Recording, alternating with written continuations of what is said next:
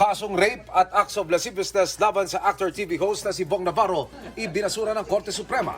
Binaligtad ito ang naunang desisyon ng Court of Appeals na ituloy ang kaso. Ayon sa desisyon ng kataas-taasang hukuman, walang basihan ng Court of Appeals na baliktarin ang findings ng prosecutor.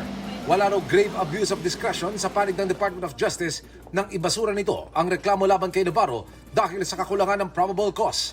Taong 2014 ang kasuhan ng modelo na si Denise Cornejo si Navarro. Nauwi ito sa dismissal hanggang sa muling buhay ng Court of Appeals noong 2022. Sinusubukan pa naming makuha ang panig ng kampo ni Navarro at Cornejo kaugnay nito. Dating pulis Caloocan na si PO1 Jeffrey Perez sinatulang guilty sa 2 counts of murder kaugnay ng pagpatay kina Carl Angelo Arnaiz at Reynaldo Culot de Guzman noong 2017. Parusang reklusyon perpetua without parole ang ibinaba ng Navotas Regional Trial Court kay Perez. Inutusan din siya magbayad ng danyo sa pamilya ng mga biktima. Kasama rin sa inatulan ng pulis na si PO1 Ricky Arquilita na namatay noong 2019 habang nasa kulungan na una nang hinatulang guilty ang 2 pulis dahil sa pag-torture at pagtatanim ng ebidensya laban kina Arnaiz at de Guzman. 2017 nang mapatay si Arnaiz ng mga pulis matapos umunong mag-hold up ng isang taxi driver. Kalaunan natagpuan naman tadtad ng saksak ang bangkay ni de Guzman sa isang creek sa Nueva Ecija.